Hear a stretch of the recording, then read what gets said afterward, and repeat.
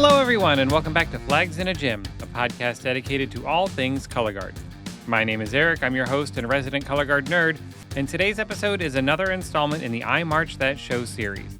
And for this one, I had the great honor and privilege to talk to one of the California superstars from my era, Kandice Wiggs.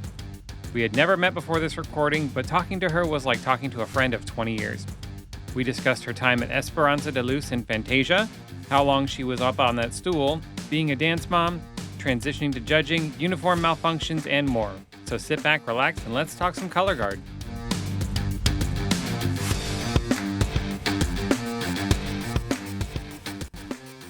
Hello there, how are you? I'm good. How are you? I am doing wonderful. I am sitting down with a very special guest, somebody back from my heyday. We're old heads now, but an icon from the California color guard circuit. She is the moment. She is the ooh-ah-ah sensation. She is all over the DVDs. Miss Kandice Wiggs. Is Wiggs your name now, or was that your name when you were marching? Wiggs is my name now. So when I was marching, it was Lloyd. So I was Candice Lloyd when I was marching. Okay, so for listeners, you may know her as Candice Lloyd. And if you don't know her name, that's okay, but you know her face. If you've seen the DVDs, if you've seen Esperanza de Luz or Fantasia, you know who I'm talking to. I even posted the reel of you doing the infamous stool toss from Esperanza de Luz 2004. That's who we're talking to today. So before we get into our conversation, why don't you take 30 seconds or so to introduce yourself to everybody? Okay. Well, like I said, my name is Candice. I grew up in San Diego. I went to it was more like, it was a military, not a military school, but the neighborhood it was in was a military neighborhood. So our program was always small. It was Sarah High School. And I think they changed it to Canyon Hills now. I think they changed the school name and mascot and everything a couple of years ago. So yeah, it's Canyon Hills now. But yeah, I went there for high school. And then after high school, I marched Esperanza de Luz from 2001 to 2005. I was a captain for 4 years, so from '02 to '05. And then I went to do Fantasia for 2 years, 2006, 2007.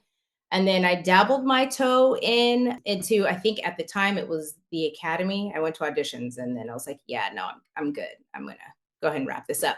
But I taught, every almost name a school in San Diego, I probably taught there at some point, whether it was tech or actual full-fledged like caption head. I did it. I was at my high school from the time I graduated till about 2005. And then I taught Rancho Buena Vista for a good 4 or 5 years, went up the freeway, Murrieta Valley, kind of did Poway. I was all over the place. At San Diego, at some point I was on some sort of staff. I taught once Esperanza went into open and then into world, I taught the A guard. And then after I aged out of the drum corps, I went back and I taught the drum corps. And now I am judging. Love that.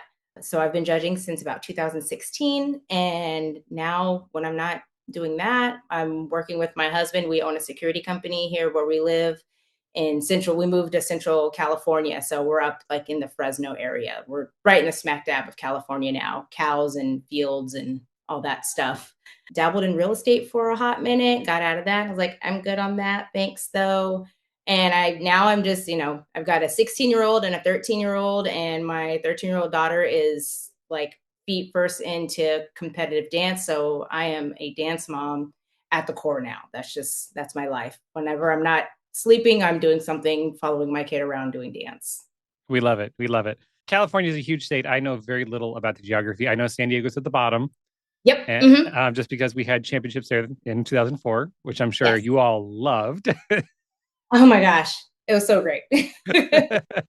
And then I know LA is like what, like an hour and a half, 2 hours above that, probably more. But Depending on the day and the time. But yeah, it's about 2 hours away. and then San And Fran's up near the north. That's kind of all I know.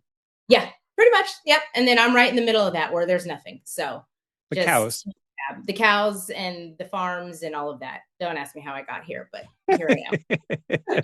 It's interesting you said you went to like not a military high school, but a military area high school, because the area I'm in is very similar. I'm very close to DC, so obviously there's a huge Okay. military presence here. But we have a school in Alexandria. It's Mount Vernon High School. Hey, Mount Vernon. And they have the same issue where it's just so many kids are moving in and out each year with their Mhm. parents being restationed that the guard they can't develop a long-standing program because every year half the guard leaves because their Yeah. parents get moved. Right. And for us, it was like middle of the year, just, oh, she's not here anymore. Her dad got restationed across country. So now we're down to 7 instead of the 8 that we had. So it was, and that was ongoing. And I mean, we had military housing right down the street. So we were lucky to get 10. There were some years where we had the minimum of 5. We had to have 5 to even have a competitive winter guard. So, I mean, there was a couple years where we went out with 5. And, if we were lucky, we got 16. So it was just kind of, my junior year was the one year that the band was big, the guard was big, we were great. And then it was just like, pick a number. That's what we're going to be today. How did you get into color guard? Like, what got you into it? My sister was in color guard. So she was in the color guard, at the high school. And, being the youngest, I had to go wherever they went because my mom was the team mom and my sister was on the team, and my dad was, when he wasn't in the Navy, he was working. So, to pay for all of this expensive stuff. So I just had to go. And I was like, I wonder if I can do that too. So I was 11 years old, just off in the corner, minding my business. I taught myself how to spin a rifle and a flag. My sister's friend tried to help because she didn't want to help me learn how to spin. I'm being perfectly honest. She wanted no part of it. So, I was just kind of flipping it around at the time going, this is kind of cool. Cause I played softball. I was into sports hard. I played softball up until I saw her spinning that. And there was like glitter on the costumes and sparkles. I was like, I need that in my life That's right how they now. get you in. That's how they get you in. They get you with the sequins, It was the glitter. that I did not end up getting to wear. That Of made course. me mad. It was like, they changed the costumes my freshman year. Perfect. They wore them all this time. But then when I got to the guard, oh no, we're changing costumes. Oh, okay. Well, then I'm gonna go play softball again. Yeah. So I mean, I was around when my sister was in the guard. So I mean, I got to experience like early Fantasia, like all of that stuff. That's the first thing that I knew of. So it was cool to see, and just kind of being around that at a young age, not really knowing much. And they're just like, let me see if I can do it. And I guess I could. Right. So it's funny. I got in the same way. My sister's older. She's 4.5 years older than I am. And she was in color guard and she brought home a flag. And I was like, ooh, what's that? And she only did it for like 2 years. Like she liked it, but I immediately fell in love with it, So yeah, same. And it stuck. So thank you, sisters. Yeah, right? Good looking, sis. Thanks. So obviously you did grow up in California. You mentioned seeing Fantasia. So they were out of Riverside, right? Yes. Yeah. Is that near San Diego or? It's near enough. It's like maybe, well, I mean, again, with traffic, it can take 1,000 years. But I mean, on a good day, it's a good hour and a half, 2-hour drive, maybe. I mean, the 91 freeway is always under construction. So who knows? But I mean, it's not far. I mean, I did it when I was on Fantasia. I would drive up every day for rehearsal. So it was manageable. Yeah, like I said, don't know California geography. For some reason, I assumed they were more northern, not like James Logan northern, because they're like north. Yeah, they're way more north. Yeah, Riverside is not far away from San Diego at all. Oh, okay. Did you march DCI? I mean, you mentioned Esperanza, the drum corps, but did you march any other corps? No, and like it was funny because my dream, I don't like being outside. I don't like fall season. Like there's weather involved. Not a fan. Me either. I hate outdoor. Be perfectly honest, I marched drum corps because I had FOMO and all my friends were marching. So I was like, well, I'm going to do it too because I don't want to be at home by myself.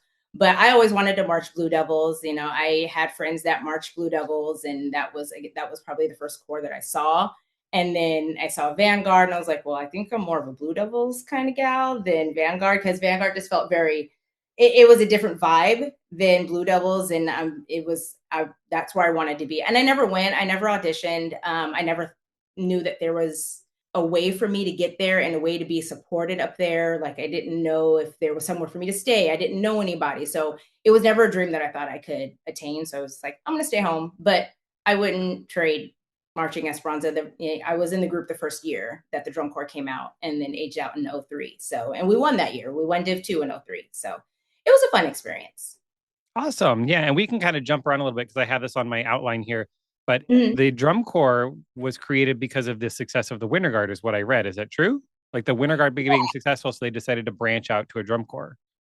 Yeah. So the Winter Guard started in 98, and then they did 98, 99. And then in 2000, they they brought out the drum corps, and it was, I don't remember the exact origin, to be perfectly honest, but Alan Cox, he was the one that started it and ran it, and the Winter Guard staff worked the drum corps guard staff. So it was just kind of a natural thing to do. And they brought it again. The corps wasn't very big the first year. We didn't leave Southern California. No, we went up to San Francisco. That's as far as we went. Like, we didn't travel out of state that first year. We just kind of did a couple of small tours, and then from there it just continued to grow. We got bigger, and then next thing we knew, the third year out, we were winning Div 2. So it was nice to see it develop, and cool to see it from the beginning of where it went, from where it started to where it went. Because I think the last year it was out, I was teaching, so I was there. So I'm like, wait, oh 06, 07, I think might have been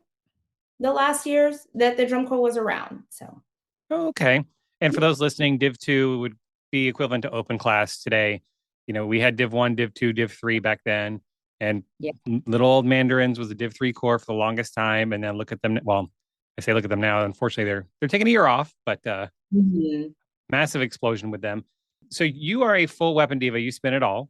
Do you have a favorite piece of equipment that you like to spin?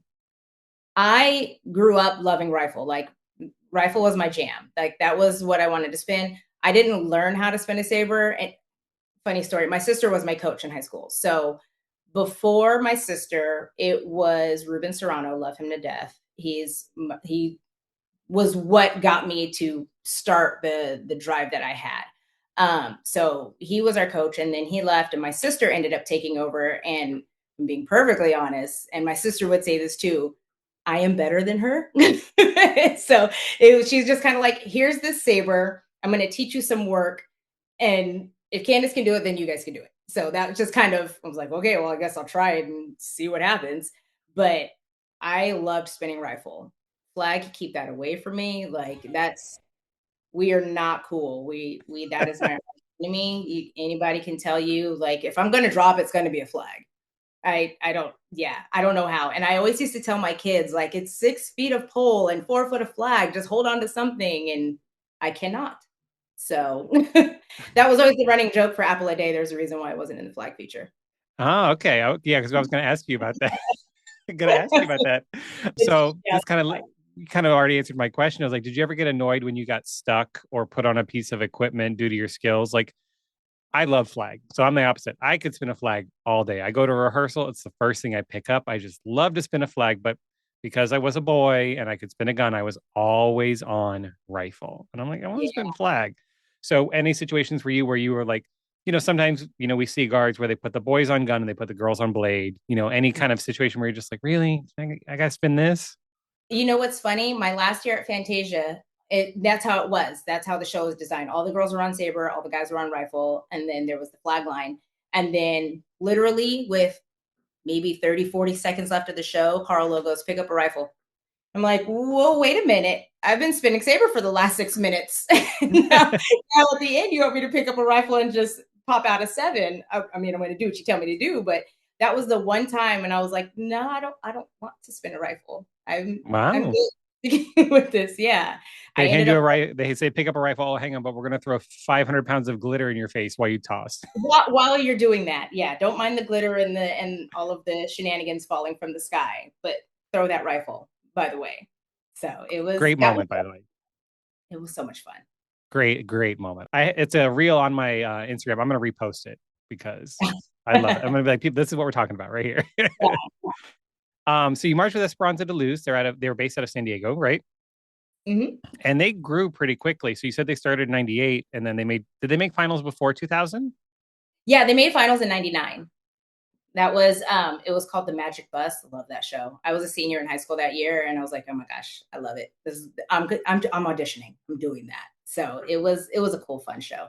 It was nice to see a guard in San Diego that was doing really well, that made, finals at nationals. I was like, this is awesome. So yeah, they were out in 98. I don't remember what the show was, but 99, they made A-class finals that year. And then 2000 on, and it just kept going from there. Yeah, just skyrocketed. So 2000, they made finals again, win Independent A in 2001, gold medalist. Mm-hmm. 2002, you're third in Independent Open. Yeah, we blew that. Oh, were you supposed to be higher? We went in second, and then Oh, literally everybody decided to, who knows what happens. We all just kind of like blanked out during the flag feature at the end. We were running into each other, flags were hitting, like it was a disaster. But I mean, other than that, the run was great. But yeah, we went in second, and then all of a sudden forgot how to spin flags and just hot mess expressed it to the end. I've seen it before. I mean, I remember I had a friend that marched Medea when they were out of Florida for a while, and Mm. one of the girls in warm up forgot how to toss a saber. Like just she forgot, and you can see her on the video. They throw like a six, and she throws a double the height of a six. Like you can see, her brain just shut off. Said, I'm "Nope, just gonna do this. Yeah, nope, not doing this today. Nope." yeah. I'm out. No thanks. Hard pass. Then we moved to Independent World in 03. You placed 12th, and then 2004, which is the Apple a Day show, placed ninth. So slowly Mhm. climbing. And then Yeah, 05, you didn't make finals, we did and not. you did not. Try to be Yeah, gentle here. we did not. Did like the staff leave after 04, or was it just one of those years that just didn't have the magic? Or I think '05 was that year for everybody. I mean, if you think about it, I mean, no, the staff didn't change. It was the same staff that entire year. But that yeah, that's true was, because you mentioned everybody. Yeah, we talk about yeah, Fantasia, people that exactly. 05 year.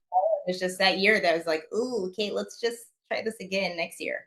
But yeah, no, the staff was the same. I mean, from 2000, so 2001, we had a staff, and then in 2002, we got a whole new staff. That's when Rob Jett, Alan Deco, all of them came in, and that's who we had from '02 to '05. But '05 just, it was a really weird year, and we didn't have a real true rehearsal space. We were kind of all over the place, different. I mean, I remember practicing at a ice skating rink, and they had like, they put down some sort of flooring on top of the rink, or I don't know how ice skating rinks actually work, or if they take the ice off. But we were in an ice skating rink. It was, I mean, it, we were practicing outside and on a slope. So you said that you guys came to use the rehearsal space where we were at in '04, right? I don't know if it was your rehearsal space. I'd assume it was. It was a warehouse. Yes. Yep. The warehouse. That's what we called it, the warehouse. So we couldn't get in there. So we were outside in the parking lot, and that parking lot was like at a slope. And it's, 8, 9 o'clock at night in San Diego, marine layer. You want me to toss a saber out here? I'm good. Like, it was just, there were so many things working against us that year. Just, it was rough. So it was disappointing that that's how it ended. But, the show was still put together great. It was just a lot of different personalities trying to figure out who fits where and who can do what. And it was unfortunate. And I mean, even the costumes were, we got the ball and we all kind of went, oh, okay. It was an all white one piece, and some, like, I got lucky. Mine was not bad at all. Like, my pants were down, at the proper length of pants. Some were capris. It was just kind of like, we we're just gonna go out and spin and hope for the best. And we had fun. We made the best of what we could. But yeah, it was just one of those years. Yeah, and I think we've all experienced those years. And I was Yeah. looking for videos of Esperanza because I have 03, 04, and 01 is out on YouTube, but 02 is nowhere to be found. I have a friend that has it. So they literally took their phone and recorded the DVD playing on their TV and sent it Oh to me my so I gosh. could see. I was like, I don't even have that. It's in little segments, but I'll send it to you. And That's then I found 05, somebody that marched 05. I couldn't tell you her name because it's on Instagram. They have their handle, so I don't even know their name. Oh, But I know who it they posted the full run, and I was like, oh, I'd never seen this before. is. So, Yeah, we couldn't even go in. Like, we didn't even get tickets to watch finals. So we were just stuck at the hotel. oh Like, wow. this, that's how it's gonna end. And they just called it after 05. Like the staff was just like, we're good. And Yeah, I don't know the full story. It was just kind of like the writing was on the wall, and there was no kind of like negative anything. Like, I don't have anything bad to say. It was just kind of like, I know my time is done. I don't know what you guys are going to do, but I know I'm done. I'm gonna go audition for Fantasia. If I'm gonna march Fantasia, I need to do it now, because my clock is ticking and I'm getting old. Like in color guard world, I'm getting old. So I want to go and do this now. And I hadn't even heard if there was going to be auditions for 2006 or anything like that. I know a handful of us from Esperanza went to Fantasia. And I was telling one of my friends, she was like, no, no, no, no. She was captain with me that year. She's like, no, I'm going to stick it out. Like maybe maybe they'll say something. And I was like, girl, if you want to try and get on Fantasia, you need to get in this car. So because there's no, hey, let me squeak in here onto Fantasia. Like you got to come with us or not. So I knew my time was done. There were unfortunately other people kind of waited around to see what would happen and then didn't get the opportunity to, hopefully, maybe they did somewhere else if there was an open spot, but a lot of people missed the opportunity to march that year. Gotcha. Yeah, and I think probably with the rough year you had in '05, the staff was like, we don't have a rehearsal space locked down. Like, we can't Yeah. go through this again next year. Yeah. Yeah. It wasn't, it's not fair to anybody. Right. So the staff or the members or anything like that. So, but yeah. I did really like Esperanza shows when you came out. So I remember '03. I don't remember the exact show, but I remember the music kind of had like almost like a tribal Middle Eastern kind of sound to it. And then '04, you had the Apple a Day, which was loads of fun. I mean, I marched Apex that year. And like I said, we shared the rehearsal space with you. I remember we watched your run and we were obsessed with the little bounces in first position that you did at the very beginning of the show. And then, of course, you on the stool. So we got to talk about that moment. So one, did you ever drop it? No. Like at a show? No. Mm-mm. Nice. There was one show where I like your friend, I have no idea. I just forgot how to toss and it traveled and I jumped off that stool so fast and ran. I had to be at least 7 or 8 folds to go and catch it. Didn't drop it, but it was, I don't know what I was doing. What was the final count of the toss from the stool to the floor of the catch? Was it like an 8? It ended up, because I jumped down, it ended up being an 8, but I threw a 7 and then came down and that one little last rotation squeaked in an 8. What did you do when they were cleaning the flag feature? Because obviously you didn't want to touch a flag. Is that how you ended up with that spot? Because they knew? That was the way it was written. Like it was that because it was based off of, I can't remember the Marguerite. It was based off of that painting. Right. So, and there was always just kind of one person with that, the face covered or whatnot. Obviously we couldn't cover our faces, but that would have been cool actually. Yeah, like a green apple film or something over your face. Come down off the bowler. I don't know. But it was that's how it was always planned. And it was the way Rob would always kind of put like staging together. We would just all get masking tape and write a number on there. And then we would get put in spots, like not our actual spots until it was done. And then he'd go, okay, you're number 1, you're number 7, you're number 32, whatever. And then we'd go around and find our spot. So it wasn't like, oh, Kandice is awful at flag. Let's just have her not spin it. Because I wish like I would have been okay. You don't hurt my feelings. That's fine. But no, it was intended to be that way. And then it was when he told me to get on the stool and I'm like, okay, what am I doing? He's like, just dip. So dipped and tossed, call it a day. He's like, no, slower. I'm like, well, how slow? And he's like, just dip until I tell you to toss. And it ended up being 48 counts of a dip. Oh, it's only 48? I would have thought longer. Yeah. It feels so long. Yeah. Yes, it did. Because I didn't spin for the first minute and a half of the show. So when I finally did pick it up, and then it still took another 48 counts to actually do something. So yeah, it did feel like forever. But there was one point where I just kind of like sat and watched because I would have loved to just come in after lunch because it was literally when they worked on the flag feature, it was the whole morning block. So I was just kind of like twiddling my thumbs. I can only work on my toss for so long because they didn't have the base. They had to put a wooden base on the stool because when we first did it and I first tried to toss off of it, I almost broke my neck because the stool is wobbly. It's just a regular stool from Walmart, Home Depot, wherever. They're like, well, we can't do that because they will die. Because I wasn't the only person that got on the stool. We did other things on it. So they had to put a wooden base, drill a wooden base into it so it would be sturdy. And so once they figured that out, I was like, okay, I can practice it more and get used to it. But yeah, I was doing a whole bunch of nothing, to be perfectly honest. One day, because the open guard, because that warehouse was so huge, they were having rehearsal at the same time. And I was like, well, can I go work at the open guard? I'm literally doing nothing. Let me just go over to the open guard and see what they're doing and see if I can put my 2 cents in there. Cause I had been on the A guard staff the year before when they made finals.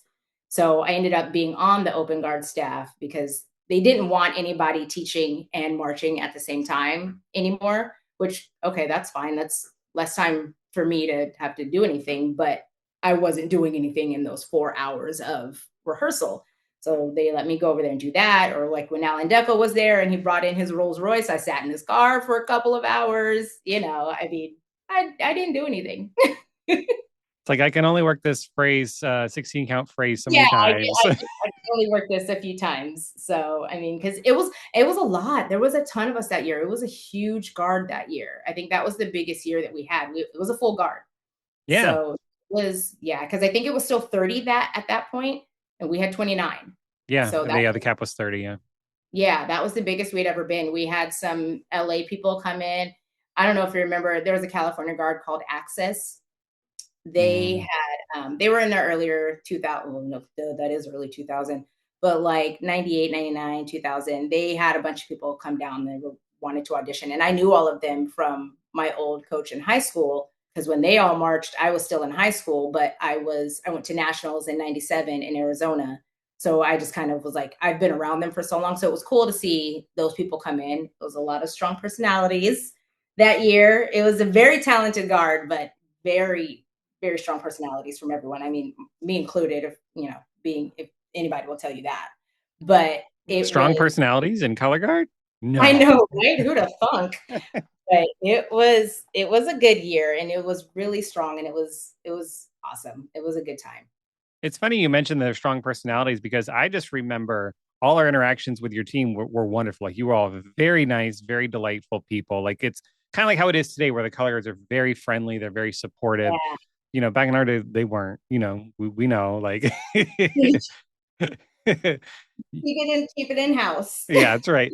I always remember that. I'm like, I just remember they being so nice, and I remember sharing that warehouse with you because we came all the way Yeah. from Delaware, and they were like, we're rehearsing in a warehouse. I'm like, oh, okay. Yeah. It's literally a warehouse. Did you ever feel lots of pressure being such a featured performer?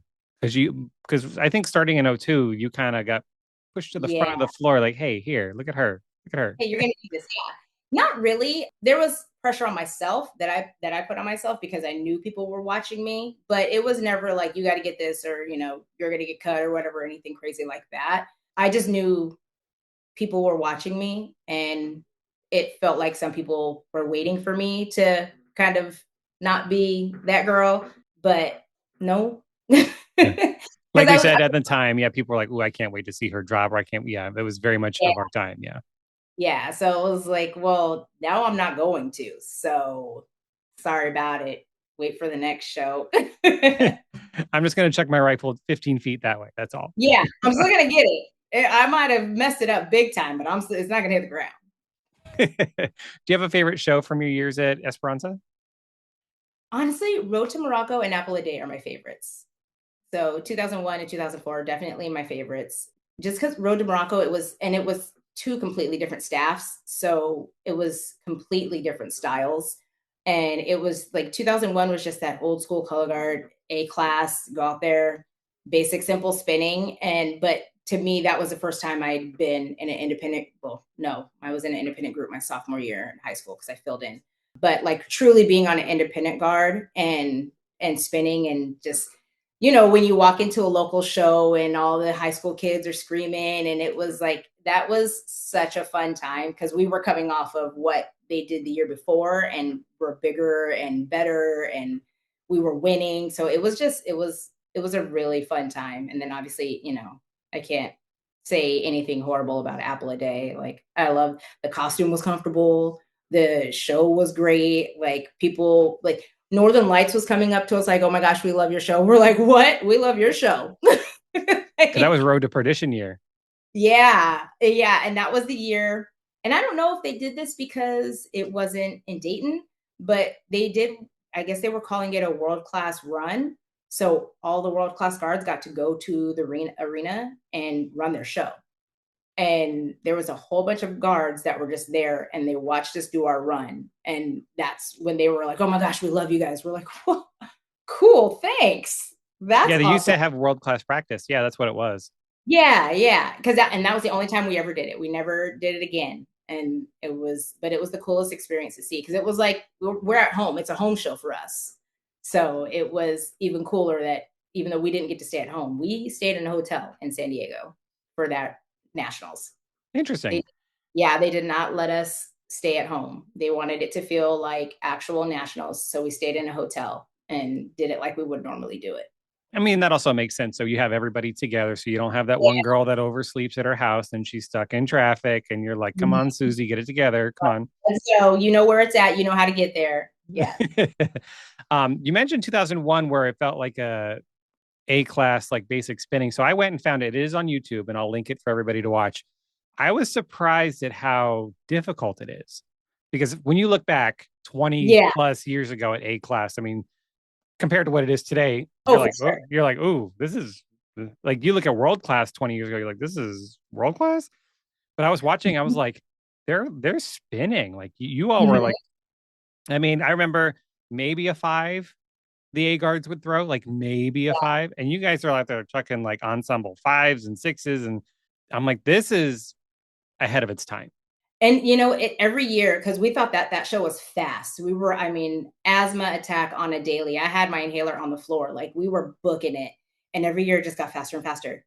And it's like, wait, we thought Road to Morocco was fast, and then we did Gen X the next year, and we're like, no, this is not fast compared to this. And then we did Greater Than in '03, and I'm like, man, it just doesn't stop. It just doesn't stop. But it was a really cool experience. And fun fact, Road to Morocco had the highest independent A score until I think 2007. That was the highest independent A score in Oh, history. So I and think someone I think independent it's A. Icon. I think it's Icon, another California guard. They have the highest IA score now. Oh, that's so cool. Yeah, it was Road to Morocco until I think 2007 was the That's highest score. awesome. Yeah, I was like, oh, that's a fun fact. Cool. I didn't know that. Yeah, and you all have to watch it now. It's from 2001. It's 24 years ago. DVDs Oh, were just coming onto the scene, so it is not the clearest picture, but you can see everything that's going on. yeah, But it's definitely worth the watch. I love it. Such a fun show. So we finish up at Esperanza de Luz, and you wanted to keep marching, and you decided, I don't know if '06 is going to happen. Let's go to Fantasia. You get a spot there. What were auditions like at Fantasia? I'm going to assume maybe it was a little bit lower because of what '05 was.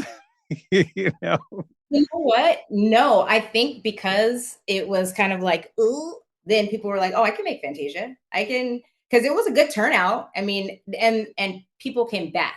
So people that were on Fantasia before who didn't do '05, they came back. So I mean, and these are people that I've kind of like known in passing. So it felt like it was just something that I was falling into pretty easily. I don't remember the audition process itself. I mean, I know we learned a couple. I remember learning I don't want to, it's not Kama Sutra, whatever '02 was called. I everybody can't called it Kama Sutra, but I think it was called like Images of India was the Images of official India. title. There it is. Yeah. So Images of India, we know we learned that flag phrase. Michael would teach a rifle saber combo, and then Robbie would do a dance combo, and Michael would do a dance combo, and we just kind of, it was just like a regular rehearsal. And then I think we got a letter. I want to say I got a letter that said I made it. Yes, because they sent out letters that you made it and letters that you didn't make it. So Yeah, I because got they my weren't doing letter. email then. No, they weren't doing email. It was snail mail. Yeah, so I was waiting. I was just kind of checking my mail every day, like, did I make it? I mean, I felt confident enough, but you never know. You really never know. And with them only taking 30, I mean, now they Yeah, can take upwards of 50, but insane. back when we marched, it was 30. It was 30. That's it. And there was people coming back, and I'm like, well, they've been on the team before and did phenomenal shows. We'll see what happens. And because I actually auditioned. I didn't audition. I went to auditions for '02.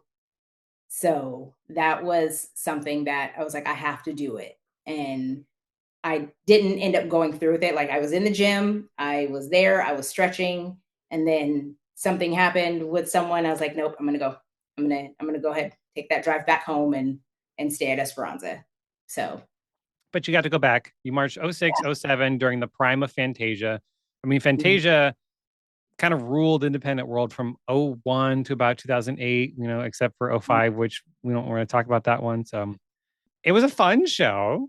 It was a fun show. Those are the type of shows that I wish I got to do, like that and Megahertz. Like I would have loved to have been in those type of shows. I never got to do a fun show like that. I mean, I guess like Road to Morocco and Gen X and Apple a Day are like along those lines, but like just full on go out and just put on music that everybody knows and have a blast. Kind of like what AMP does now. Like, sign me up. I'll take two of Right? those, please. Exactly. Yeah. It's like if I could have the chance to march a show like AMP, yeah, absolutely. Yeah, absolutely. So what was the transition like going from Esperanza to Fantasia? Was it pretty seamless or did you feel a little awkward or? I did feel awkward because I didn't necessarily like feel the pressure how you had asked before, but it was definitely I felt like I had to prove myself because I'm in a room that I've always wanted to be in since I was 11, and I the YMCA show, if you know it, you know it. But I have always wanted to be in that room. And so I was even harder on myself about not being a mess up, not being a tick, not dropping. Like I need to know I need to be what they expect of me. I know what's expected of me, so I need to be that person and all the time. And so it was I would not I guess tough for me because there was never a huge emphasis on my technique. And in high school, it was spin, make it go around on the same count as everybody else. And it worked. So I was 110 pounds soaking wet when I was marching, and I was always spinning rifle. So I did what I had to do to get that rifle in the air. I mean, you can see it an apple a day. I never denied that my way of getting it in the air wasn't the best, but I got it in the air and I caught it. So that was something that was a struggle for me because they were really on me like, no, don't drop your shoulder, don't do this, don't do that. And I was like, bro, I am garbage. I am not as good as I thought I was. But also on the flip side of that, I'm like, I am nearing the end of this marching career. Like, I'm going to take it in, I'm going to try and apply it, but I'm also gonna make sure that I don't drop. So if that means my shoulder kind of a little bit, then so be it, because I'm not going to be picking up my equipment off the ground because I'm so focused on trying to change what I've been doing for the last, gosh, I don't know how many years. So it was just trying to find that balance of how do I get what they want out of me and still be able to be what is expected of me. So. Yeah, it's hard to break those habits. I taught this girl. She was like you. She's like, throw a six, okay, no problem. But all her tosses were pitched like on a full 45. Like she would take her rifle and it was like a 45-degree, but it would go up, go around 6 times, and she would smack the crap out of it. And eventually we just gave. It was like, you know what, you do you. You know what? Yeah, It goes around 6 times. You catch it, whatever. you got other things to worry about. Right? Yeah, I'm just exactly. like, we're never gonna fix this pitch, but you know what? She doesn't drop. Do you, boo boo? Yeah. 2006, Fantasia wins the gold medal, and that was the bed year where you had the Yes. mattresses and then like the sheets. And you were a heavily featured performer. Was that a surprise when you showed up and there all of a sudden you're kind of like, once again, just kind of pushed to the front of the floor, like, hey, look at Yeah. her. For sure. I mean, I felt like once I was in the room, I was like, okay, I'm good. I'm in the room. Like, I know that I'm supposed to be here.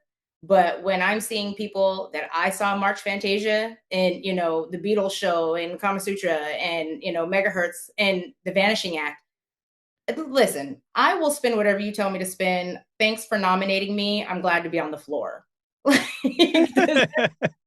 That's where I was at with it, and I was always told, oh, once you go to Fantasia, you always start on the flag line. I don't know if that's true or not, or I don't know. I knew people from I was a third person from my high school to March Fantasia. There was only 3 of us. So that's how small our school was. Like we've had 3 people March Fantasia. And it was just, you're going to be on the flag line. But by '06, I was kind of like, I don't think I'm going to be on the flag line, but I'm going to take whatever they give me because I'm on Fantasia. I'll take it. So that was kind of where it landed. And yeah, I forgot the rest of the question. I'm sorry. There you go. That's back when Fantasia had a flag line because Yeah. shortly Yeah. after that, they decided to go very heavy weapon. Just, I All think weapon. it was '08 all weapon, I think, right? Oh, wait, it's all weapon. And even '06 and '07, there was moments where the entire group was on weapon. So it wasn't a far gone thing. It just, there was a flag line those 2 years. Yeah. And then '07, you march. You're very close second behind Pride. It was only 0.3 of a point. Mhm. And that's probably one of my favorite Fantasia shows. I mean, there's, like I said, Vanishing Act is absolutely beautiful. The Phenomenal. staging in Vanishing Act is crazy with the chairs. If you haven't seen Yeah. '04 Fantasia, it's basically like a game of musical chairs. Everybody has a chair except for one, and they do the way they pull them off the floor throughout the entire show, and you don't even notice it. How they did it is just like Carlo's brain is insane. I just the way he would just do things and the way it would just magically appear. Like, how did this happen? I'd have to rewind and watch it again. Like, how did they get there? Because that's not how it doesn't make any sense to the normal eye until you go back and watch it. So detailed, so intricate. It's phenomenal. Yeah, and I think '07 is right in line with that with the umbrellas. Hmm. Again, it's one of those things where you don't notice them moving around, and they're used so well to hide performers to create staging, and it's just all of a sudden like, oh, all the umbrellas have moved, and it's just what was it like marching during the time? Because the design was so sophisticated, especially, I think, like I said, they're kind of like a boundary pushing, leading the activity at the time. What was that like taking all that in? It was just cool to experience and just see how it all comes together. Because I mean, like you said, outside looking in, you're just like, oh, this is a cool show. Like how all these things happen, but you don't know how they happen or how they could even possibly happen. So it's when you're in it, it's a very long process. They're working on these four people getting here on the floor. So you're off just chilling for a couple of hours and then you get called in and then you're just magically inputted into this cyclone of shenanigans. And then it's all like 10 minutes later, it's a whole phrase. And it's like, how did we get here? And it was just really cool experience to see. Even Lullaby and Goodnight working around the mattresses and then with Flurry and the umbrellas, just how they moved around and how we got them to move around. It was, he always said, you don't want to see it move. Like it's just supposed to be there. And it somehow magically always just got there. Yeah, and you do, and that's exactly what happened. You don't see it move, and you all need to go watch '07.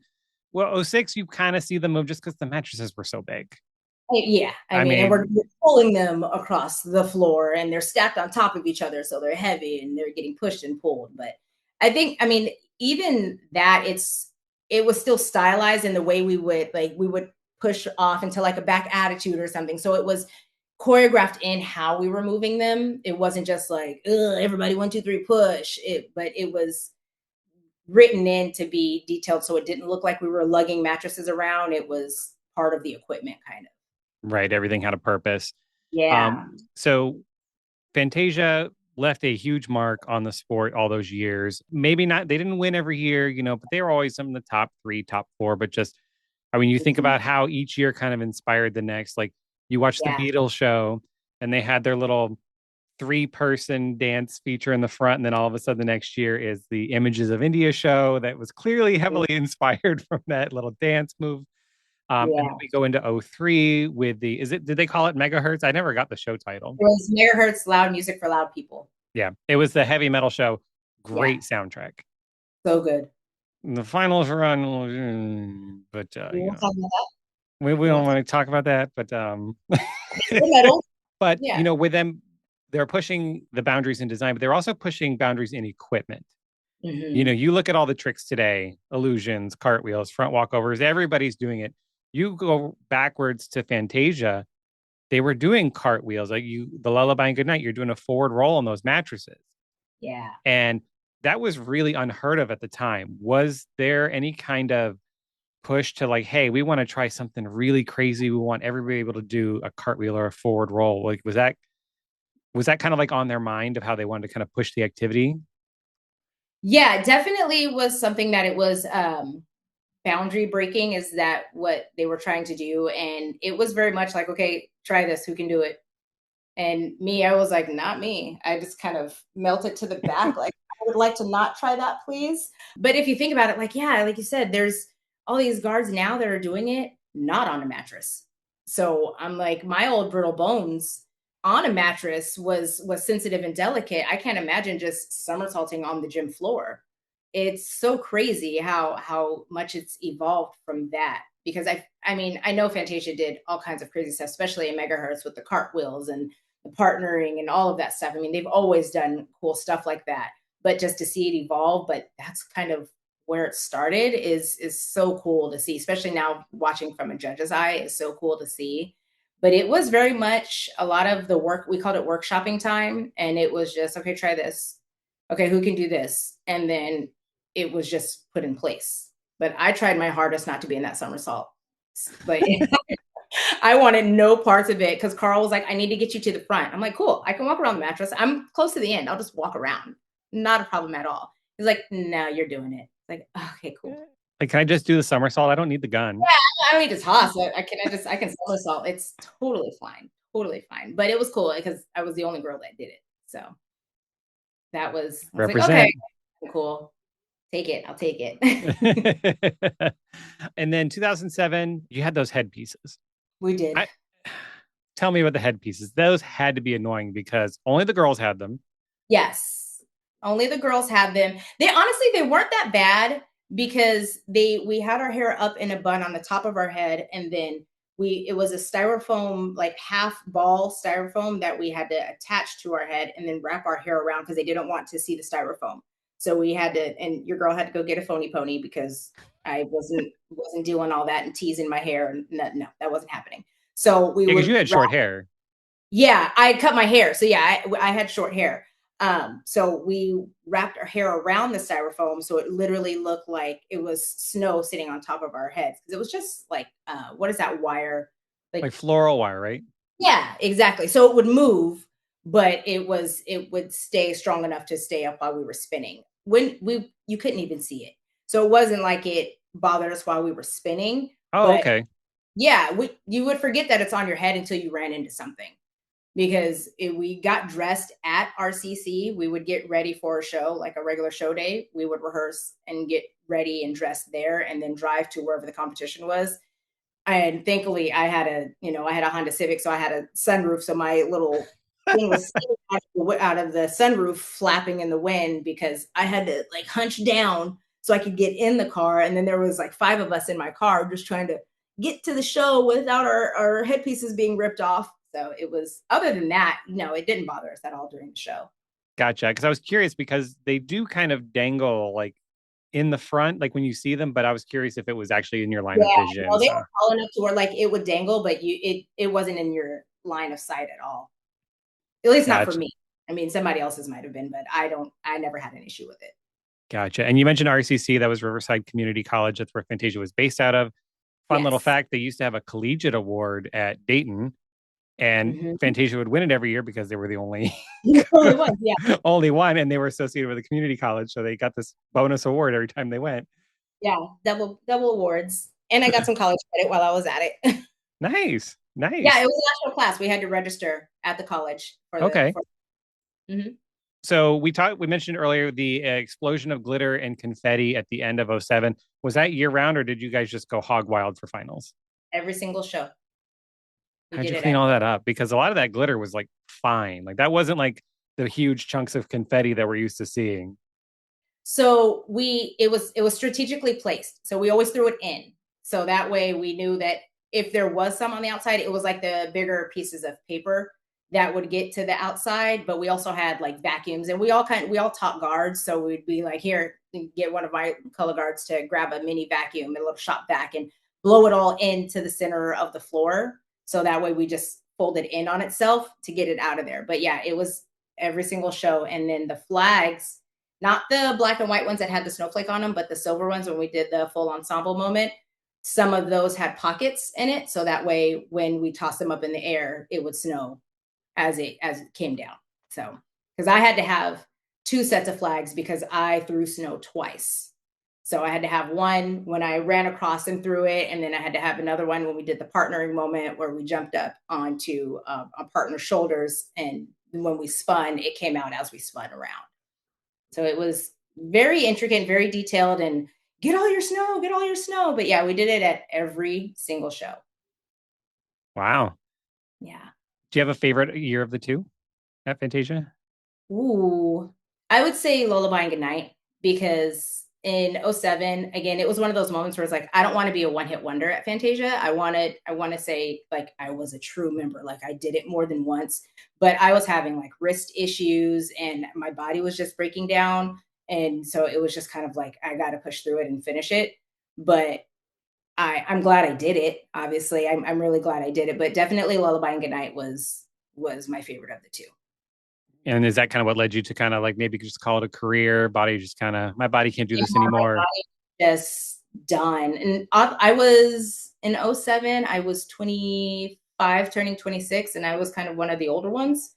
So it was just like, I need to be done. And I just wanted to kind of move on with my life. And I just wanted to focus on teaching my guard that I had that year and really push those girls. And so it was just kind of like, I'm done.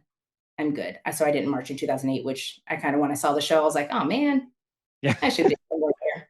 I should have did one more year. Gold medal, almost highest score ever in WGI history, just 0.05 behind Blue Devils. Yeah, details. Because it's, there is a thing every other year. So if it's an even year, Fantasia's going to win. If it's an odd year, they're not going to win.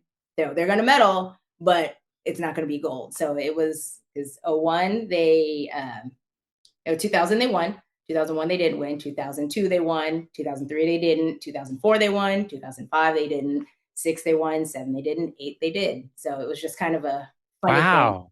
Yeah. That is, I mean, I remember them, they would win like every year. I didn't realize it was literally like all the way back to 2000, like every 2 years.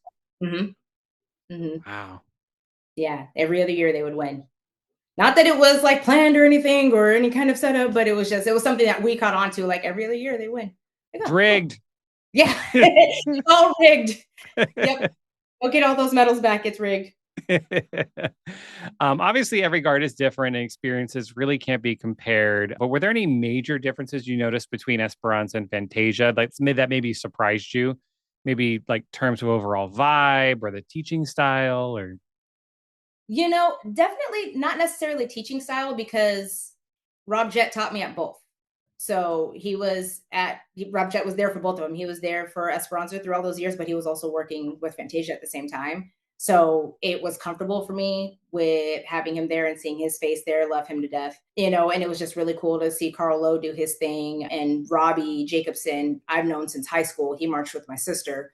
So, we went way back and he was always with Rob, with Esperanza and Fantasia. And he was marching Fantasia when he was teaching Esperanza. So it was one of those cool moments. But really, the biggest difference for me was the rehearsal schedule. We rehearsed a lot at Esperanza. So it was a regular, Tuesday, Thursday, and then maybe Sunday. No, not maybe Sunday. It was Sunday. Tuesday, Thursday, Sunday type situation. Fantasia, it was Tuesday, Thursday, Friday, Saturday, Sunday. oh wow, so you rehearsed during the week too. Yeah, we would drive up Tuesday, Thursday, and then Friday because there was 5 of us from San Diego that went from Esperanza to Fantasia. So we would drive up on Friday and spend the night at people's houses for the entire weekend and then go home on Sunday because it was full 12-hour blocks on Saturday and Sunday. And then we would go home on Sunday night, get a nap, and do it again the next Tuesday. Wow. So that was the biggest difference, was just the amount of time. But I mean, obviously you see the product that they came out with, so it was totally worth it. But that was the biggest difference to me, was the rehearsal schedule, how a show day would go. With Esperanza, it was pretty laid back. We'd rehearse and then just kind of go, okay, you need to meet at the show at whatever time o'clock. But Fantasia, we would get there, we would rehearse, have a full block, we would end, go get lunch, come back, we'd all get ready there, and then we'd all leave RCC at the same time to get to the show at the same time. That was the biggest difference to me that I noticed as far as like how things ran. Wow, that's an intense rehearsal schedule. It was, and you're driving 2 hours to get there each day. And I'm driving and I'm teaching. At that time, I think I was teaching maybe like my one high school had 3 color guards, but I was teaching at 3 schools and I had a regular job too. So it was just, I don't know how I'm still up and functioning at this point. It was a lot. You were young. Yeah, exactly. I was in my 20s living my best life. I had that energy going. Right. It was, don't ask me to do that now. Oh God, no. I mean, I do these recordings at 9 o'clock and I'm like, oh God, my bedtime. Yeah, I'm exhausted when we're done. I'm going to bed. It's like 9 o'clock. Do you have any fun or crazy stories you want to share about your time in either group? Anything that's like Oh really sticks out? gosh, so many. There was a time with Esperanza when our bus broke down. We were coming back from Northern California for a regional, and it was literally, I'm pretty sure where I live now is where we broke down because it was in the middle of nowhere. And we were just like, there is nothing here. How are we getting home? Our bus like practically caught on fire, and we're just in the middle of who knows where, just waiting for another bus to come get us. That was scary. And there was, oh, that same year, I left the costumes in Fresno. So we did the Fresno regional, and Rob gave us the costumes, and because it was a one piece, like the white top and the black pants, it was all one piece. So it was a pull up unitard, and then we had a tie, and then the girls had the corset and the guys had the vest. We didn't wear the corset and the vest at that regional because not everybody's fit. So we just wore the one piece unitard, which looked horrible. Like, why would you take pictures of us? Just please don't. Like, let's not do that. There's nothing cute about this. And we were in the hotel room and we were leaving after the regional. And I kid you not, we were probably over halfway home. And I just shoot up from the back of the bus, like, I forgot the costumes. I left the costumes in the hotel. I just told Rob Jett about this maybe a year or two ago. So I feel okay that I'm not going to get in trouble now. But I left the costumes in the hotel and had to call my mom because my mom had lived up here already. So I was like, Mom, don't say anything. I need you to go get those costumes. I will send you money, mail them home. I need them back to my house by tomorrow. So when we go to rehearsal, I have the costumes. It was a disaster. Stressful. Horrible. Thank you, Mom. Love Yeah. you. Thanks, Mom. Good looking. And it was, yeah. Fantasia.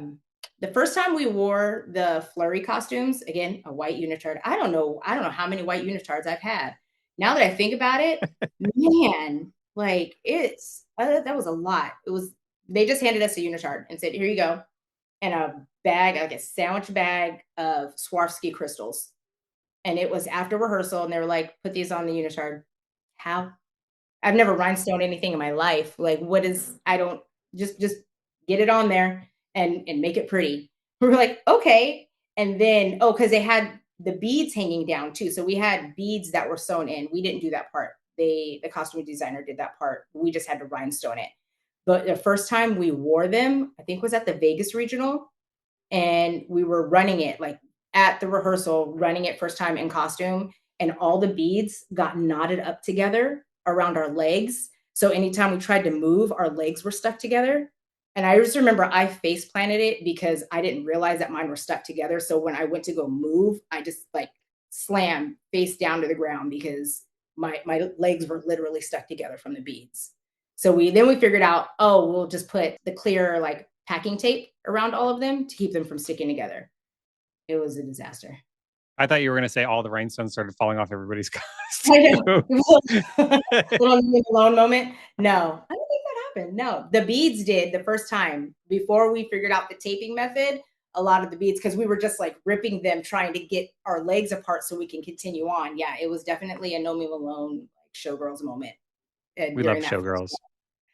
we watched it on the bus every time we got on the bus. We were going I to a love regional, it. either that or Devil Wears Prada, which I'm so excited about that movie coming out. Oh yeah, the second one's coming out. Second one is coming out. I'm so excited about that. Yeah, Showgirls is my favorite movie. If you're listening, don't watch it. Don't, yeah, No, you don't suggest it. no, it's a great movie. It's a cult classic, but Yes. it could traumatize some people. Do you have a favorite overall year you marched? Ooh, not really. I can say that '05 personally for me was the one year I struggled the most just outside of color guard. So, I can data dump that year away. But other than that, I really, really had some good years at both groups. Everybody has their things and stuff that happens, but I don't really have any complaints about any of those years. They were just, one was just cooler, one right after the other. So it was really awesome to be a part of all of that. I love that. Yeah, we'll just delete '05. Yeah, yeah, yeah. Fantasia's like, yeah, we can delete '05. Yeah. Like '05 in general, just as a year, can just pretend like it never happened.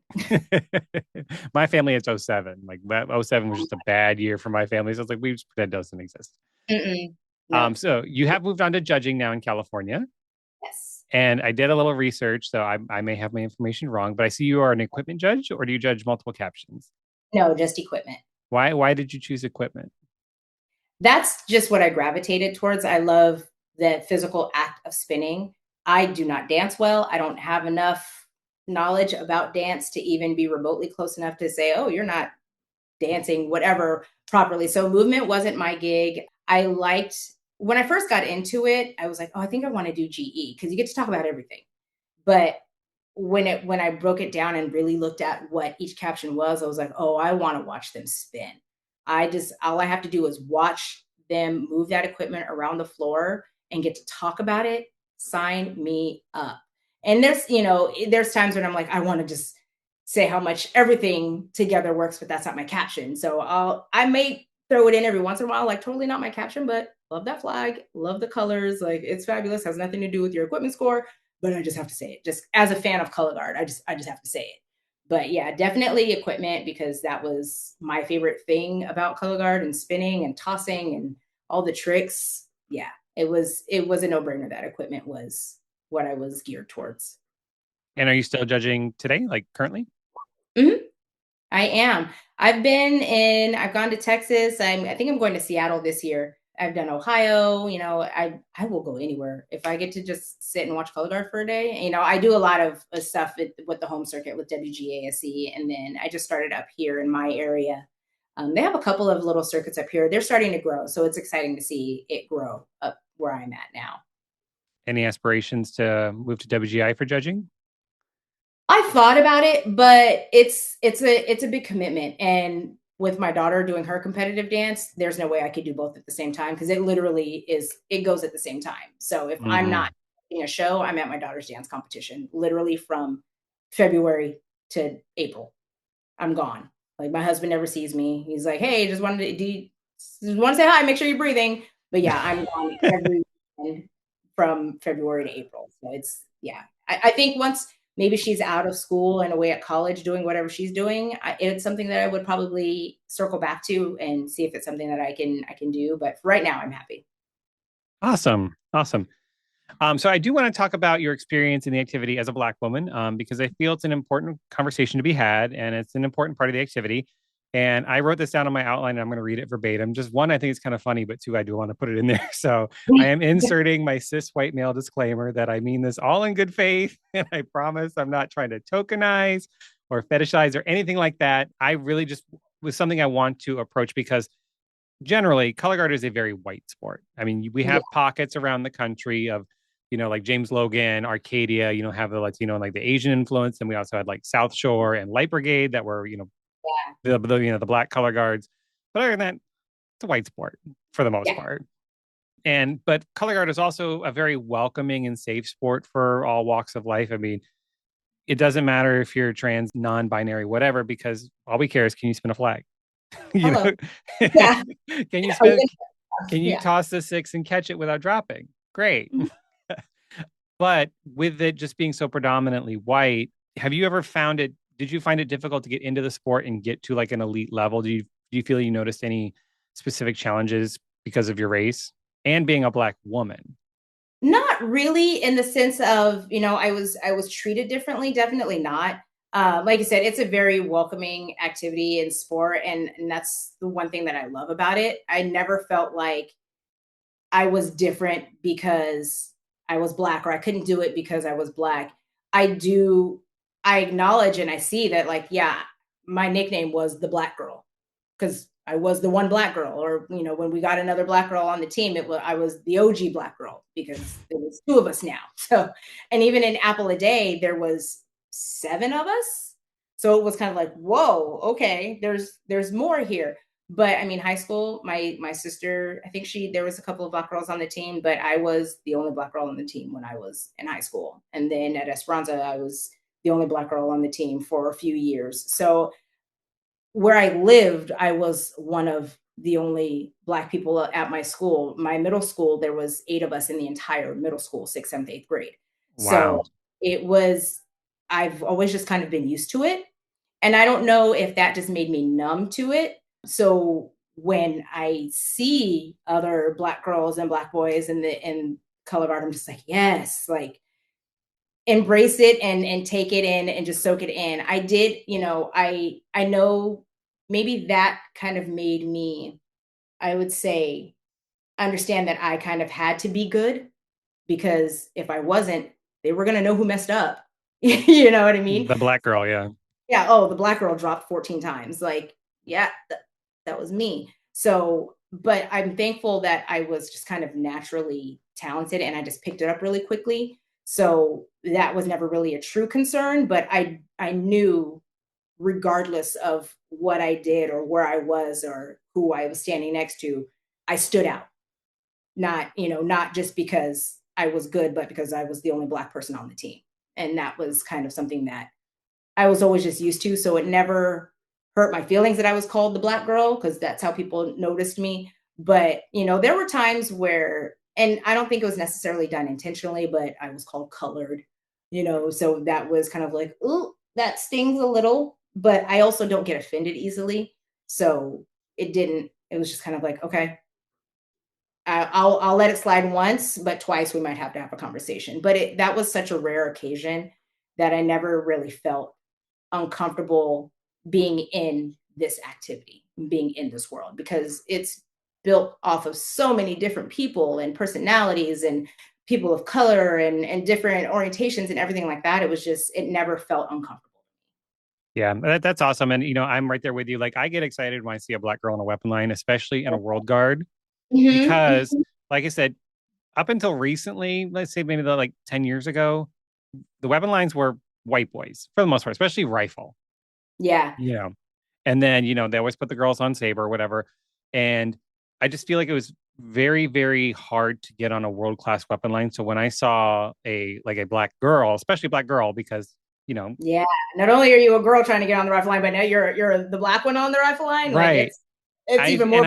I find myself rooting for them. And I'm just like, it sounds so stupid to say, but like, I'm just like, I'm so happy for you, because I know it's hard to get to this position, especially since you're the odd person out in this lineup. Yeah. Like, I know you probably had to work a little extra harder to get to that spot. So I always root a little extra harder for them.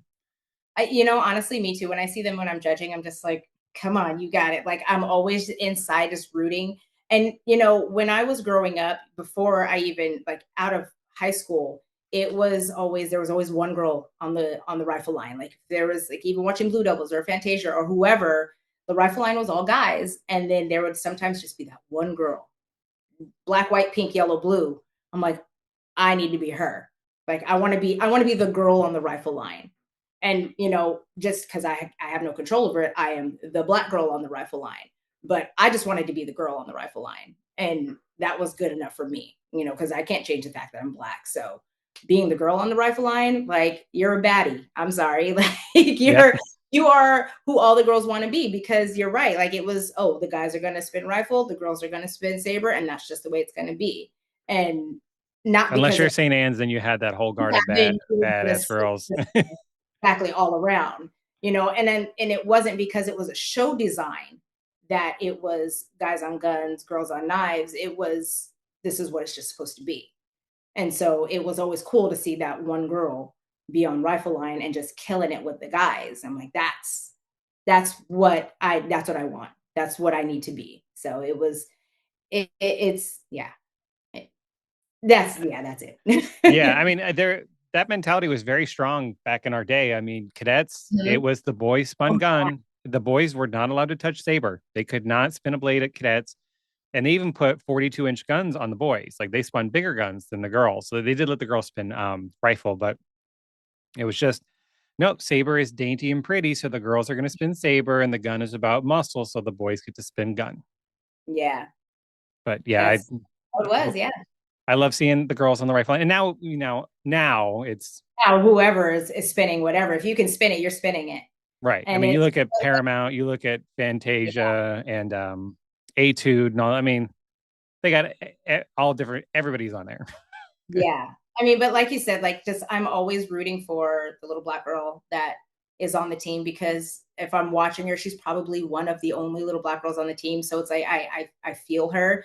And it's even just the little things of like finding tights that match her skin tone, finding jazz shoes if they're wearing jazz shoes on the floor, jazz shoes that match her skin tone. Like even just saying that, like it makes me teary eyed because it's so important. I had to dye my tights with coffee and tea, and like I had to paint my gloves. Like I didn't have that. And so when we got to 2006 and Lullaby and Goodnight and we were wearing shorts, it's like, well, I don't want to go out and just like bare leg. I want to wear tights. There was one store in San Diego that sold brown tights. They used to call them Cocoa tights. There was one store, and I was like, I'll take them all, please. You're not selling them. I need these. So I'd have to stock up because they don't sell. So who knows when they're going to just be like, oh, we're not selling these. So we're going to just get rid of the stock. So I bought them all so that way I had them. But yeah, it was, I mean, just things like that. Even now in the dance world, like my daughter deals with that. And there's more options now, but there's still a lot of catching up to do in that sense. And that's one thing that I wish that everybody just kind of, as an instructor, it's okay for your black girl to wear brown shoes. Like it's not going to mess up the leg line. It's not going to mess up the difference between, her and the girl next to her. It's going to match because it's you don't want a brown top and then a white shiny tight leg on a girl that has a brown upper body. That is more distracting than looking at the legs of everybody standing in a straight line and they're all matching and you have just one brown leg. I would rather see a full brown line than half, top brown, bottom light skin, like tights. Like it's something that is, I think, still can be pushed and still can be brought to the forefront, and people not be scared to say, hey, we need to get this girl brown shoes. We need to get brown tights. I get my daughter's turn shoes off of Amazon. They have brown turn shoes on Amazon. I'm like, I stock up on those. So there's definitely more options available now for things like that, and gloves and whatnot. But it's when everybody just kind of embraces it, it's such a beautiful thing. Yeah, I agree 100%. I'm with you on the, just let it match your skin. I know you can't get an exact, get as close as you can. Don't put the black girl in the white tights. Don't. Exactly. Because Because one, she already stands that's out being the black girl, and now you're putting her exactly. in white tights, making her stand out even more. Yeah, and it's stressful and it's uncomfortable and you feel weird. You feel weird because even, I mean, when my daughter first started dancing, I went along with what the studio said. Get these tights, get these shoes, and she went on stage and I was like, "Oh, we're not doing that anymore. I'll ask for forgiveness later. You'll thank me later actually because my daughter looks more in line and more in uniform because she was up there just it did not look right. It didn't look right. And I wasn't going to let her go out like that. In some of the costumes, there's mesh and the mesh is the same on everyone. My daughter's the only black girl.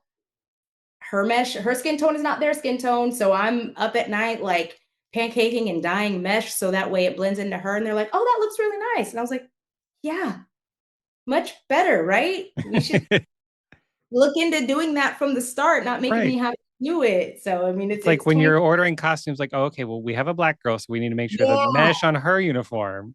Exactly. And sometimes there's catalog costumes where you can't make that change. Totally get it. I'm not that mom. I'm not going to be like, well, you should have tried. And no, I'll just do it myself. It's fine. But if it's a custom costume for anyone, go color guard dance, whatever, make the effort. It'll make Right. them feel, not only make them feel more confident, but make them feel just as important as the girls that they're dancing next to or that they're spinning next to. So Yeah. that's something that always, whenever I'm judging and I see a little black girl out there in the tan shoes or the tan tights that are not her skin tone, and you could tell that she's got, well, should I wear black jazz shoes or should I wear the tan? Like there's options out there. Just let them wear the skin tone. If that's what you're going for, if you want skin tone, bottom shoes, tights, whatever, then get skin tone for Mm, every skin tone. exactly. Or buy the tan shoes and buy some spray paint. Do what you gotta do. Do what you gotta do. Yeah. I was putting makeup on my daughter's mesh costume earlier this year. Do what you got to do. It's okay. Did you feel it was harder to get to the elite level where you were, or did you, you were talking star performer? weapon spinner on the best independent world guard in the game at the time. Like you were known. Like Mhm. especially in California, people knew who you were. Like Yeah. did you feel like it was hard to get to that spot? Did you feel pressure? It wasn't hard because, like I said, from when my high school, it was okay, Candace learn this. And then if Candace can do it, then everybody else can do it. It's fine. But there wasn't much for me to try and push past. And I just, thankfully I was just naturally, I just caught onto it so quickly that it wasn't hard for me to kind of keep going and keep getting better and keep doing different things. I think more so it was the I don't know how to take a compliment. Like, so just the pressure of people like, oh my gosh, you're so good. I'm like, ooh, thank you. I don't cool, thanks. And then I would just walk away. So that was the social part of it was harder for me than the actual spinning part of it. Mm. Um, I know a lot of people, I know that I was, I guess, quote unquote, popular. I knew people liked watching me spin and wanted to tell me that they liked me or they liked the show or whatever. And it was always, I always so appreciative of it.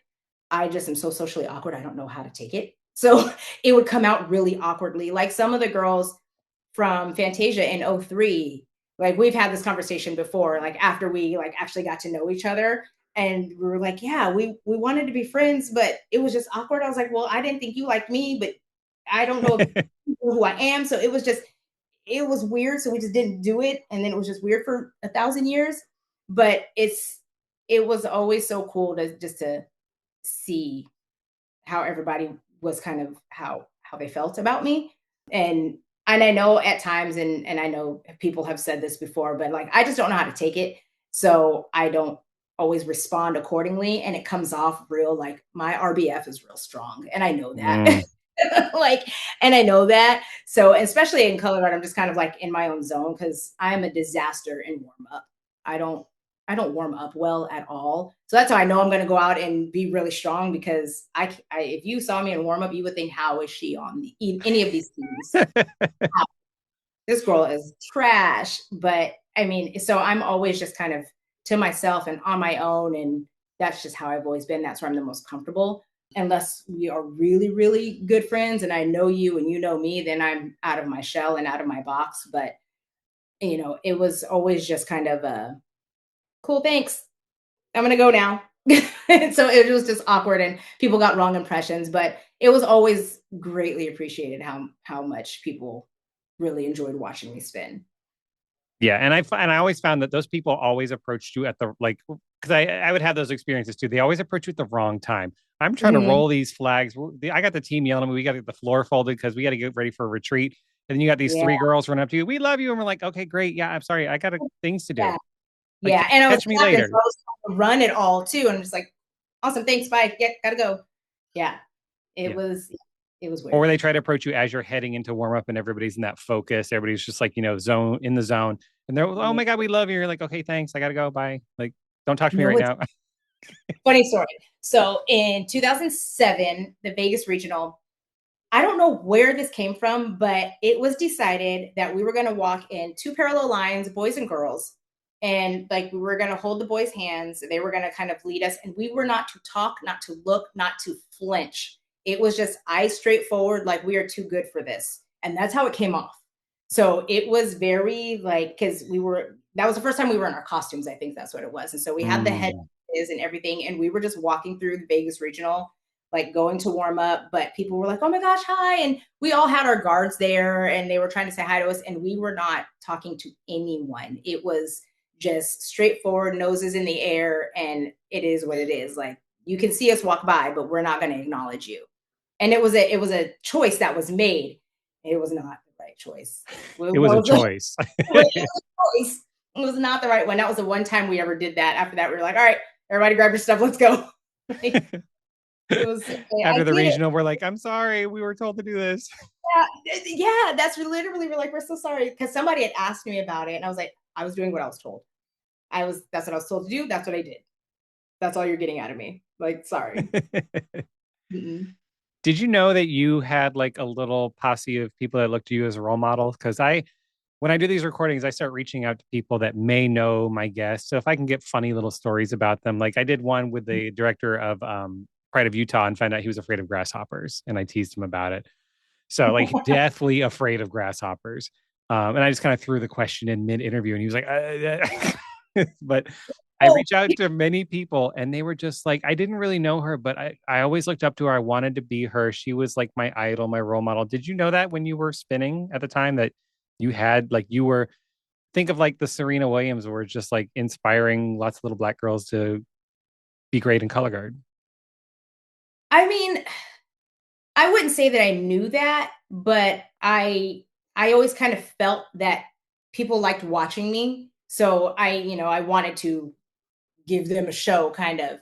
But I mean, to say that I had a fan club, that's actually kind of crazy. But but again, I'm so appreciative of everybody that was always really supportive and cheered for me. And like I said, I was teaching a bunch of high schools at the time, so I always had a gaggle of kids screaming my name. I would just always assume that it's my kids that I'm teaching, not other people.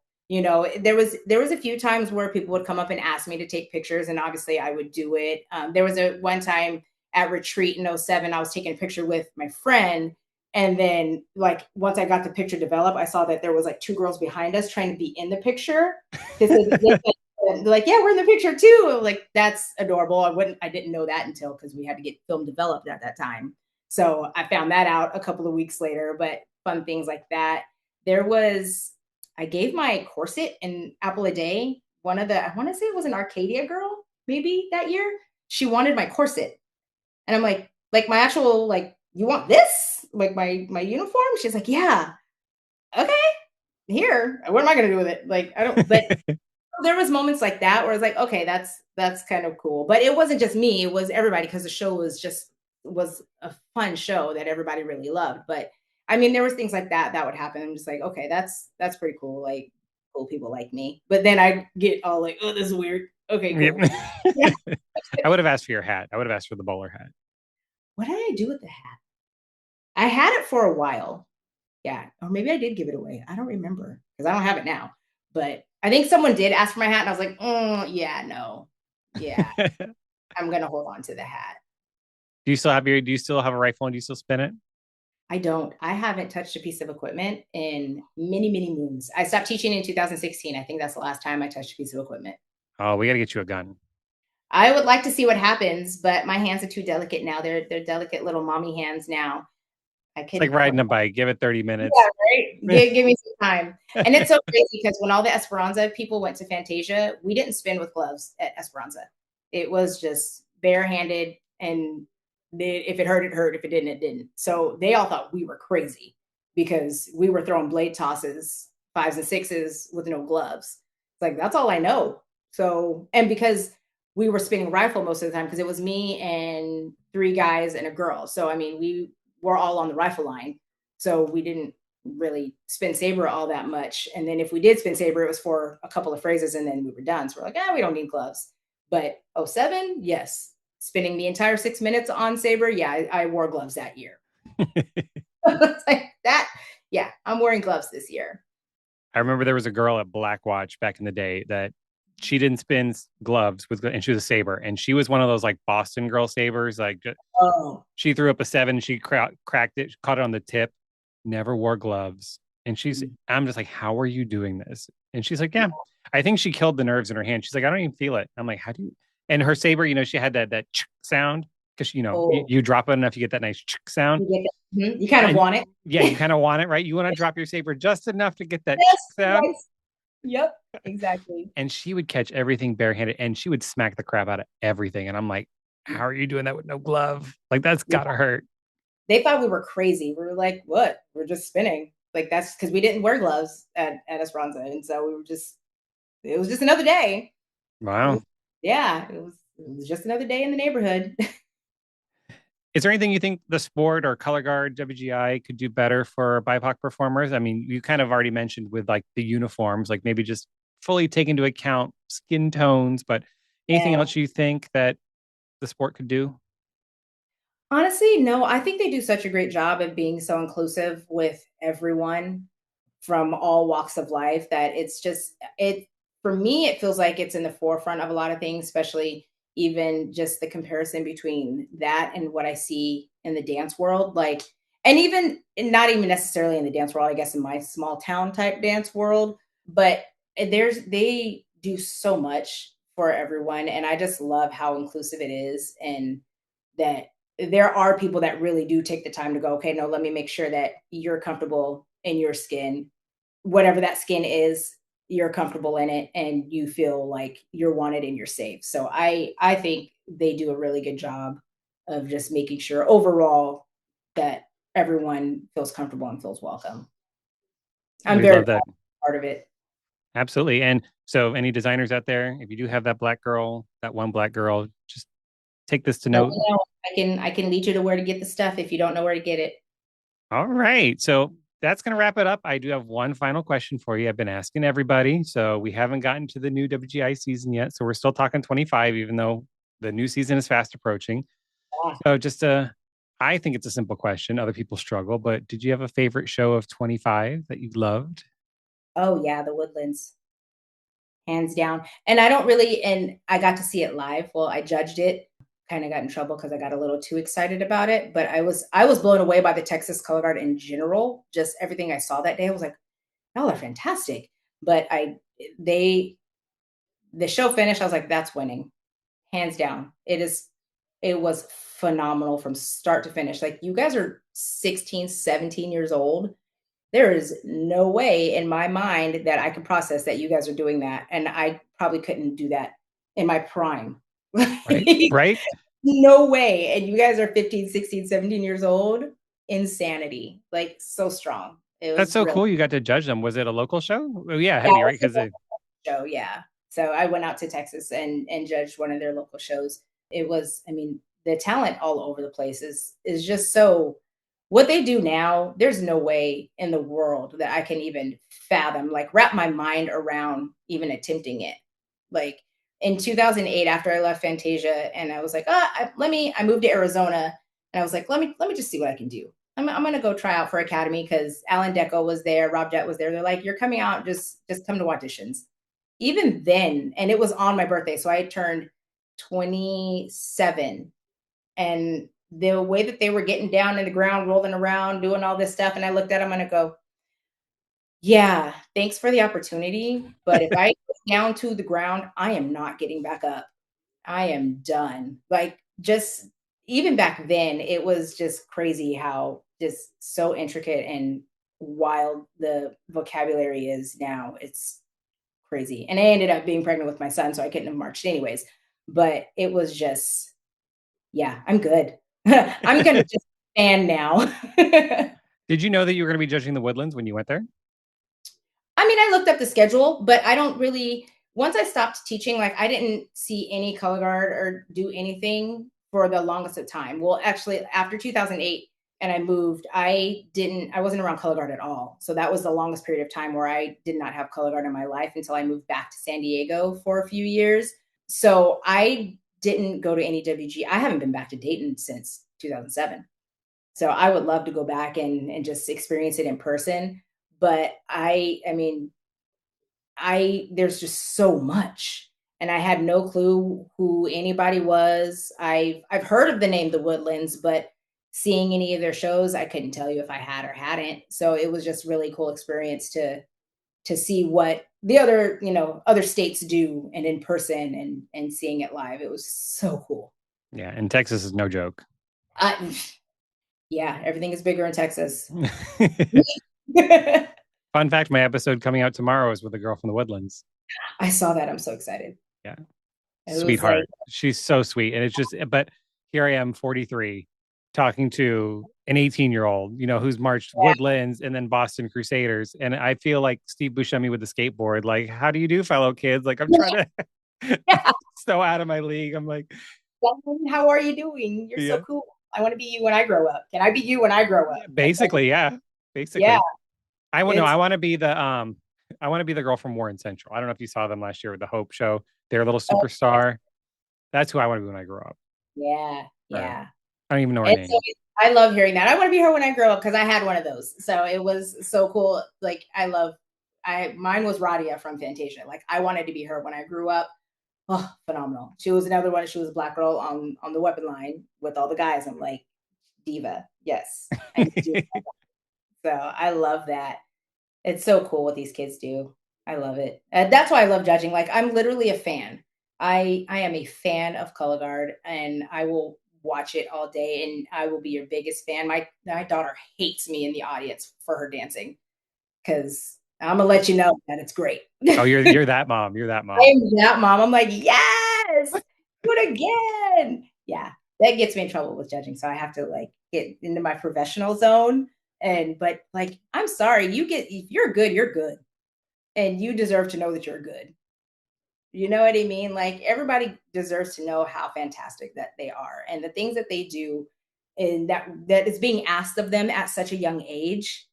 Like, kudos to you guys. And they're Keep mastering it. Yeah. It's like that's just they came out of the womb like, "Oh, you need me to do this backflip underneath this 6 and then catch it in the splits between my thumbnail? Got it. What's next?" Like, what? I did that last year. Yeah. Give me something new. Yeah. Like, new. And I'm like, "Well, I did a somersault on a mattress. Does that count?" I was at a Color Guards rehearsal the other day, and it's an open guard. And I was just kind of working with their weapons, and they were practicing double turns. And I'm like, I'm sitting here teaching something that I never did myself. Like, The best. I did a Like, double turn once. It lasted one show. fantastic. It didn't hit the floor, but they were That's just all that matters. they're like, There's taking somewhere where there's proof that you did it. but I'm just like, how am I supposed to teach a double turn? Like, I can't do a double turn. Yeah.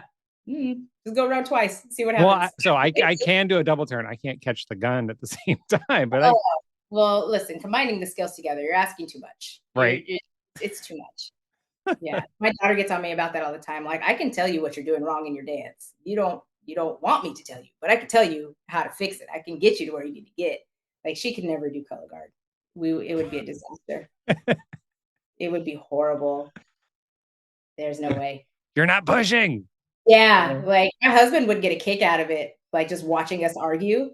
There's no way she could do color guard. No. Has she seen the videos of you spinning? Have you? I'm sure you've shown her Yeah, the video. I've shown that.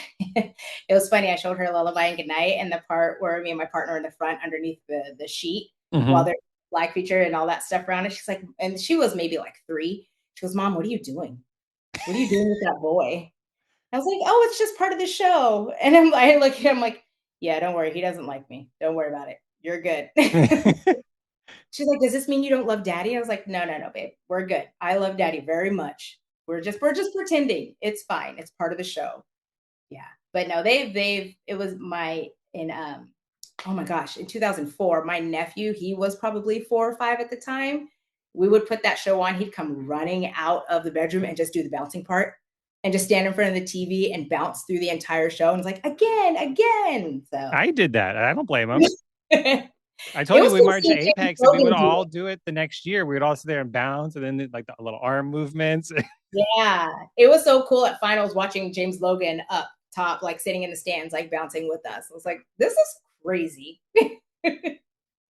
I love it. I love it. I love it. That's one of the best things about this activity is just, Yeah. you're sitting there watching it, you're performing, and then you see the best Scholastic World Guard up there just like bouncing along to you. Like, Yeah, just going for the ride, just loving every minute of it. That's what I love about this. Like everybody just is so happy for everybody and roots on everybody. I mean, there's obviously, there's rivals here and there, but it's such a good place to be in. I love it. I love color guard so much. same. That's why I do this. Yeah. I don't have It's the so time to teach, so I do this. I love that you do this. Like when I found it, I was like, this is the coolest thing ever. Like, thank you for doing this. It's so cool. And that Bishop Kearney episode, like, my gosh, all the answers I needed in life. Like, I needed to know, did she cut her hair every show? Was it fake? Like, what's the paint? Because I remember watching that on my sister's VHSs. Like, I need notes. Love it. Love it. I told you I'm such a geek about this stuff. I just love it so much. Especially back in the day because there's just it's There's so funny much good stuff. the instructors don't want to talk about it anymore. Like I've reached out to older people that have been around a while. I won't name names because I'm kind of annoyed Mhm. with them, but they're like, I've done those so many of those kinds of things. Why don't you try finding the younger people? And I'm like, but I want to get the history. I want to get, I want to make sure that there's one thing in here. sure. I would love to see more young people come out and get into judging.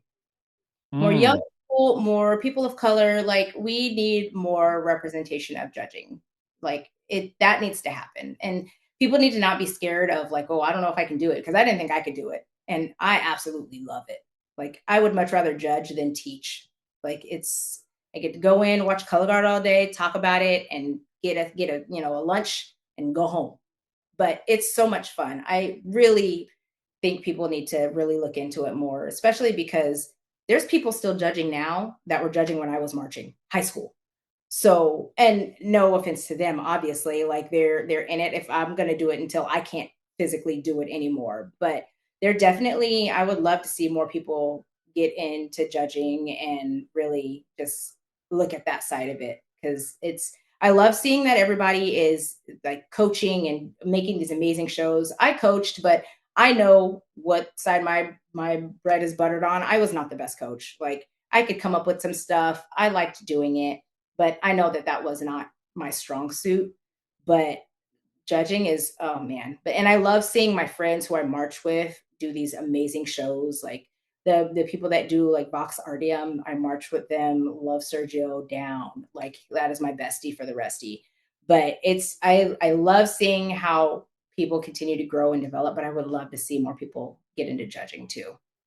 absolutely. An infusion of youth in the judging community would be great. But Yeah. I was that person that was like, I started the judging training process and I was like, I don't think I can do this. It's scary at first, honestly, it's really scary, but once you get it and I even from when I started, it's changed so much from what I started to what they want now. It's changed a lot, but honestly, like, if you're if you're just following the sheet and talking about what you're seeing, it really isn't that hard. It seems a lot scarier than it actually is, because you're talking to people and you're like, "Well, I don't know what I'm talking about," but you do know what you're talking about because it's color guard.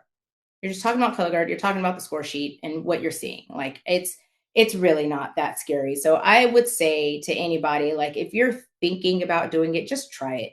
And because you're not going to know if you're any good at it unless you try it. That's with anything. But I would love to see more more youth and more people of color. Like I know for me when I saw like Charles Brown in the stands, like I see another black person, like that makes me happy. Like I want that for other people. And I can tell when I'm sitting because I'm doing equipment, so I'm down low. So we're like eye to eye. So I see it, I see someone lock eyes with me. I was like, I see you. Like, you're good. Get going. And then all of a sudden, like there's a little more oomph in that A little equipment. extra, a little, yeah. Yeah, like I'm gonna give a little bit more. And I'm like, I accept, thank you. But I would love to see more people get into judging. And not that anybody needs to be pushed out at all, because all of these amazing instructors and people that have been judging, and they know what they're doing and they're amazing at it. But I would love to see more people come in and continue on in the amazing, like, the judging pool, and just continue to see that grow. 100%. I fully Yeah, support it. yeah, go through the academy, do whatever circuit you have, do it, just try it, you never know. Yeah. I don't think I can do it now because of the podcast because they probably like Oh yeah. conflict. So I'm like, all right, this is my happy world. Plus, I'm in full parent mode, 9 to 5. Like, when am I going to do this? That's why I don't teach anymore. Like, I like going to a rehearsal. My friends will be like, hey, can you come write me 32 counts of gun work? Sure. Happy. Yeah, get that in, call that a day, and then I'm done. Yeah. Yep. And I Like show up and then I see them struggling with the kids. The kids won't stop talking. This, I'm like, I'm so glad I'm out of this. I can't do it. I cannot do it. That's why I stopped. I was like, this has gotten to a point now where I'm just like, I don't know if I like my own kids, let alone other people's. Like, no way. I don't get how people teach my kid. Like, she's exhausting. Like, just that teenager 13 to 16 range. I'm just like, oh my, no way. No, thank you. I am Yeah. good on this side. Especially if it's at a school that's not, like these schools like the Woodlands, Avon, or whatever, That's what they're there for. Yeah, they have that system down, but you just go to Joe Schmo High School down the street. Those Yep. kids are just there, like, no, thank you. I'm just trying to get an A. I just want to hang out with my friends. I'm not Yeah. like, no, because that's not how I am. Like, I want you to be good, so you're going to work. And it's, Yeah. yeah, I was donezo in 2016. I'm like, I am good. Thank you for the experience and good night. I am done. Yeah. Yeah. This has been awesome. I'm so happy to have you on. I mean, you're a star of my era, and I was just like, Oh, little cool. I'll say a little starstruck just because once again, I am that nerd that have watched these shows some of them are here, some are upstairs, but I've Yeah. watched them over and over and over, and I know every little count. It's pretty sad actually. So like when I start putting clips, like I go to find clips to put on the Instagram page, I'm like, I gotta put her toss. Like it's Yeah. like I'm just trying to find fun moments, and I'm like, you know what? If people don't respond to it, I don't care. These are ones that I love. Like I put up I a love flag his as feature. well. Yeah. I put up a Tate High School flag feature, and I was like, I don't know if people are gonna like this. It's like got one of my highest views, and I'm like, oh. Like, oh, look at that. But then I put Fantasia glitter explosion on there, and people aren't watching it. But whatever. I Hello. love it. Yeah, it was Probably because fun. there's a big drop in the middle. But I was like, there's nothing I can do about it, You're like, I didn't do it. They did. right? And Yeah. it's not you either. So Yeah, I didn't get to do the flag swinging toss that we did in Apple a Day. Well, I didn't get to do it, but like I that flag. love silk work. And what's funny is I was watching the clip, and I'm like, I forgot the entire flag feature was silk work while you're on the stool. It was so cool. I was like, can I just learn it? Like, I can't do it, but can I just learn it anyways? It was fun. It was fun watching people get hit in the head too. Like, because we're gonna try it, and then I got my up and comings when I got dropped on my head in '07 when we did the somersault thing where we went back over the guys and did like a back walkover. Well, Yeah. I got dropped on my head at a Ouch. rehearsal for the San Jose Regional, like full concussion. Like I was done. But I'm like, nope, I'm gonna spin. I'm not missing the show. But because if you just went the wrong way one time, like hand just slipped down my back and I just went headfirst onto the ground. Yeah. It was good times. It was good. That was a lot of that was that trial and error stuff. Like, let's just see what happens. It was a cool moment too. Yeah, it was really cool. So it was good stuff. And all of this brought back lots of memories. So this I'm glad that you asked me to do this. It was fun. Absolutely. It's my pleasure. I love talking to people. So when people are like, I reach out to people hoping they say yes, and they're like, well, and I'm like, you're doing me a favor. Like, I'm happy to have these people on. So because Yeah, I can totally. talk color guard for hours, Man, my husband gets so sick of it. I'm right? just like, "Babe, like, listen, no, this is what happened, okay?" He's like, "Oh, babe, can I go back to my video game now?" Like, "Yes, but let me tell you one more thing." All righty. Well, I hope I get to talk to you again, but I thank you for being here. It's been a wonderful conversation. Yes, definitely. Thank you so much for having me. I will totally come back and do it again. Thank you again for joining me. I hope you enjoyed this episode. I had such a wonderful conversation with her, and we continued to chat for almost 30 minutes after we stopped recording. She's a wonderful human being and a gardener just like me, so we hit it off right away. As always, you can check the show notes for links to all of the videos that are available on YouTube. And we are approaching the end of the year, so I have 2 more episodes planned for the rest of this year. The next episode in 2 weeks will be a program showcase series episode, and that will probably be the last one in that series for a while as everyone is fully entrenched in their indoor season.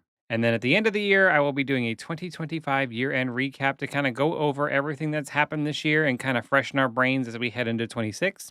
It's hard to believe that this has almost been a full year of the podcast, and I can't express how much it means to me to have everyone listening. I know I say it all the time, but I love Color Guard and I love talking about Color Guard, and knowing that there are people that love listening to me talk about Color Guard just melts my heart. And I love hearing from you, so if you ever want to reach out, shoot me a message on Instagram. That is the best way to contact me. But you can also message me on Facebook or shoot me an email at flagsinagym@gmail.com. I'll be back in 2 weeks with the program showcase episode, so until then, stay safe, stay fabulous, and remember, at the end of the day, it's just flags in a gym.